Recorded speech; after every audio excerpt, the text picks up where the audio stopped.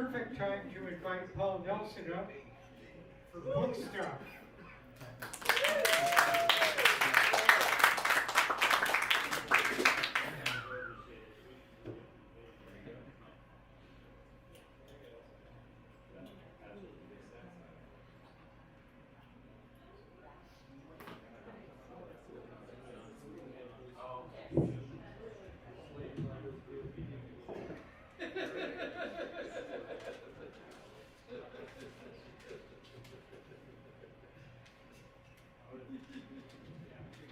I think the fire department is here for the band. Let's hear it for the band.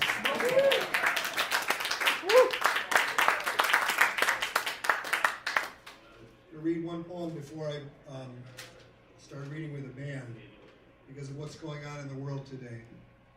And I wrote this morning based on a line by Greg Bem, who wrote a book called The Dharma of Poetry. This poem is an act of non-aggression as another man tests limits of his own sanity and somehow convince 200,000 other men to help him see what's beyond. And in watching my own thoughts fantasize the million ways to avenge, combat this, which only makes me more like a small caudillo, strong man, with no troops following me, not even our pet rabbit. So I chant a mantra to focus the yearning. Pray in silence for peace to succeed. Practice latihan to keep the best outcome possible. Write this poem to try and dwell more often silently in the valley of its making. It won't bring back Kiev, but is the small thing I do today to make the next Kiev less likely.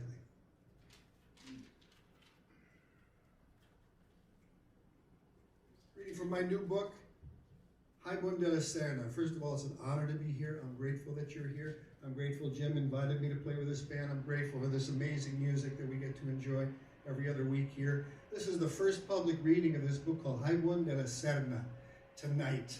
The official launch is on April 13th at C&P Coffee House, but it's a delight to be here and see only one mask in the audience. One mask on the chin, one mask in the audience, and beautiful to be hopefully in the post-COVID era. These poems are Haibun, so it's a medieval Japanese form combined with a neo-Baroque approach. So there's a school of poetry in Latin America that's very dense poetry with abrupt subject changes and parenthetical thoughts. And so I'm going to read the first 5 poems from this. And Fred Waugh had something very interesting to say. He said it was, I have this email, it's a great email from Fred Waugh, a great Canadian poet. He says, I feel like kind of an accidental tourist, which is, I think, a great way of dealing with these. Consider these mini vacations, each poem, improvisations, and don't worry about meaning, just enjoy the poem. So these are from Haibun de la Serna.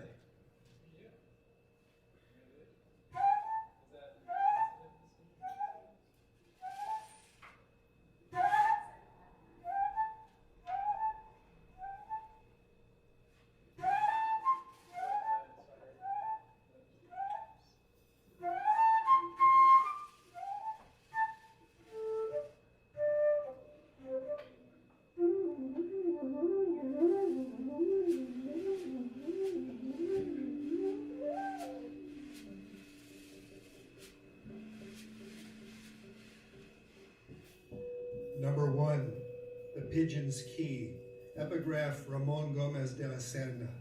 At dusk, a homing pigeon flies overhead with a key to lock up the day. On Orcus, it's a red-tailed hawk, lost in the steam from hot springs, always find its way over Otter Cove unless there's trouble. Blue Heron waits to push the world away, still stands in the incoming tide, aware of the angel's sword, aware the poison in the yew tree where power comes from, evergreen from elder is anima. Awaz holds the entire futhar. In the dream we teach poetry in the former factory made of red brick and the glue of destitute kundalini. We're suspicious of their religion, and the Latihans already worked its celestial shudder. The pigeon's still there, a flight's full of donated Wonder Bread, flies north till it becomes one with an obsolete constellation. That's the key. Just ask the sacred kingfisher. Or is it belted? Odin's sister, not his sister, hides in the yew's roots.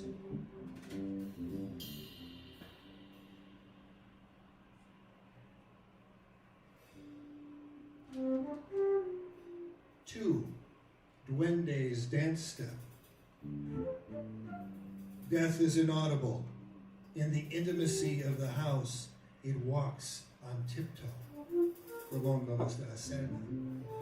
Skulks adjacent to the seaside orcus November mountain, hoping to garnish a wave with a tendon or femur. Any place can morph into slaughter. Even a rocky vista redolent with pines, firs, and rose hips drop onto soft moss next to deerscat. Handholds. The shadow lying beneath my copy of eternity to glimpse the blonde lock of yours somehow noticed when late November afternoon sun hits a certain angle of my shoulder. My morning shudder. Beyond obstruction, beyond the demonic realm of parlor tricks to near where waves of the incoming tide rebound off an off-island rock, an island itself, to make concentric semicircles in a futile path back to Fidalgo. They'll die en route as you and I might, struggling for that last glimpse, that last lover's smiling eyes, that death bedside daughter who eases the track back to the garden. Cliff grip, measure, all senses acute, but who studies surrender?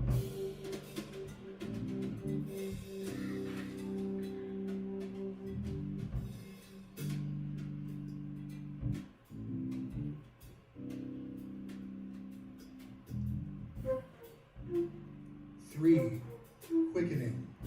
Epigraph from Ramon Gomez de la Serna. Time is closer to dust in libraries. Libraries, Greg Bem. Time is closer to dust in libraries. Inside the dust, universes with their own constellations, some obsolete, all gain velocity, a planet in need of periodic leap seconds, when the ancient light from stars gathered, careened around hallucinated Olympic firs, causing alarm. Fire emanating snakes. Quickening can be an apocalypse, or a birth crisis, can be a fetus or a species. The word quick originally meant alive. Whitehead called the present the vivid fringe of memory tinged with anticipation. On other occasions, what you make of it, how you justify.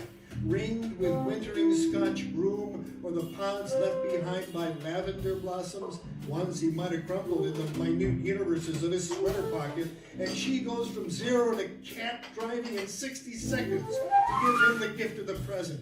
Saw his history laid out in microscopic skin flecks she wipes from the library shelves beyond the photo of his father, still alive, still holding that pipe, posing. You can almost smell the Walgreens cheap tobacco you were to teenage shoplift later. Time as cloud and ash and the exile of attempted compassion rebounds on the flaming email. But that don't stop you from reaching out to the higher selves. Constellations may be patient, but they won't wait for the end of your hallucination.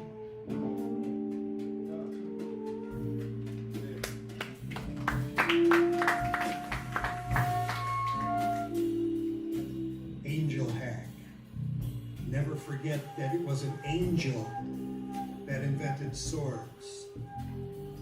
Never forget it's the oldest bodhisattva carries one aflame in his right hand to carve a slice off duality. Never forget a sword's a scalpel can hack at nafsu, that which fosters soul erasure. Hack at the snag that stifles your hike up entrance mountain. Hack to clear a path as King Solomon might. Machete as mere threat to find a way into cold mercy. Nature sometimes needs a knife now and again. Give bristle to the dog. Liberate axis in own fire, or simply to slice up a mango. You might like pastelitos de guayaba. You might be sickened by what antepasados are urging you to cut just this side of obstruction. Or it may be Frank Morgan alto honking the daylight out of front row yuppies in full babble. George Cable's right behind him, as he was with Art Pepper on the prison tune, The Trip. Why did they chop off the missionaries' heads, the child asked. But they were no mere visitors. Only the first line of colonialists, whose angels have no swords, whose single god has a beard and vendetta, whose trick is stealing fire, whose exceptional American time is running out. Rockets, red glare, colors don't run, but burn, sliced by Manjushri's flaming saber.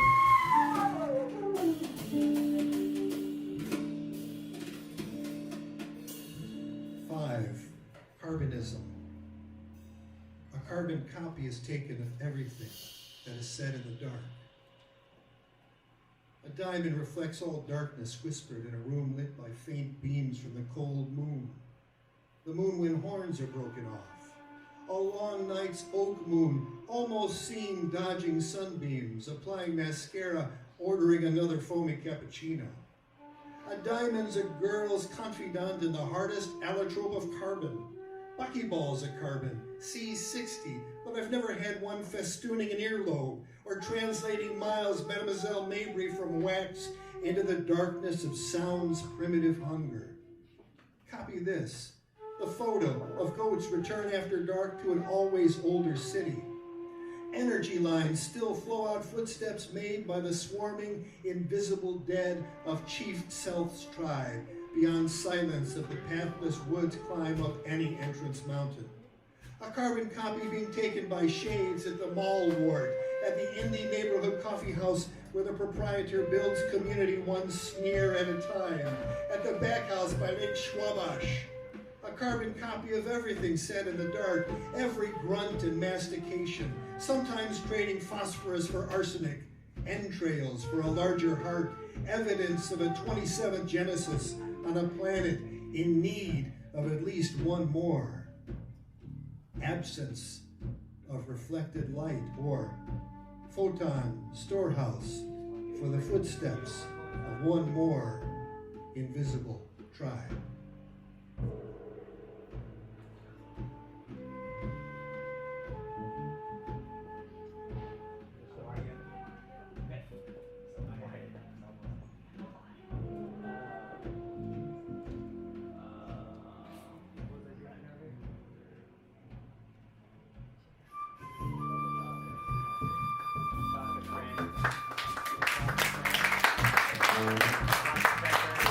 Thank you.